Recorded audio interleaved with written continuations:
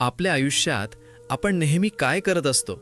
जे नाही ते मोजत बसतो, पण जे आहे त्याकडे पाहायलाच वेळ नसतो.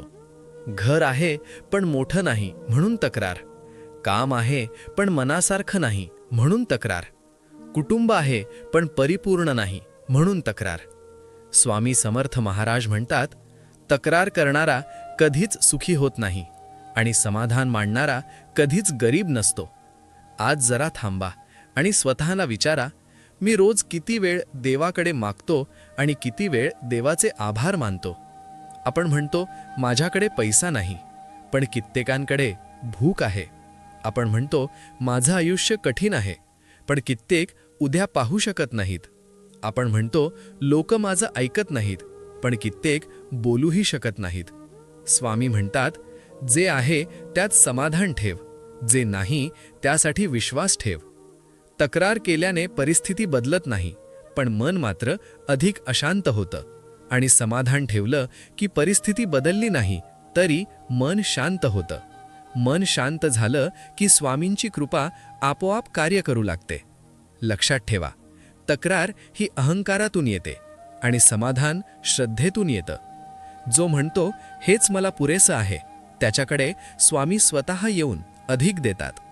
आपण रोज सकाळी उठतो, श्वास घेतो, डोळे उघडतो, हीच सर्वात मोठी कृपा आहे. पण आपण म्हणतो आज पुन्हा तोच दिवस. स्वामी म्हणतात, हा दिवस पुन्हा मिळेल याची खात्री नाही. ज्याला समाधान आहे तो थोड्यात सुखी असतो. ज्याला तक्रार आहे तो खूप असूनही दुःखी असतो. स्वामी समर्थांच्या भक्तांच्या जीवनात एक गोष्ट समान दिसते. ते फार मागत नाहीत, पण जे मिळालं त्याबद्दल कधीही नाराज होत नाहीत. कारण त्यांना माहीत असतं, स्वामी उशीर करतात, नकार नाही. आज जर अडचण आहे तर उद्या मार्गही असेल. आज जर दुःख आहे तर समाधान शिकवण्यासाठीच आहे. म्हणूनच स्वामी म्हणतात, तक्रार सोड, विश्वास धर. आजपासून एक सवय लावा. झोपण्याआधी फक्त 3 गोष्टी आठवा ज्याबद्दल तुम्ही देवाचे आभार मानू शकता. हळूहळू लक्षात येईल, मन हलकं होत आहे, तणाव कमी होतोय आणि स्वामी जवळ असल्याची जाणीव वाढते.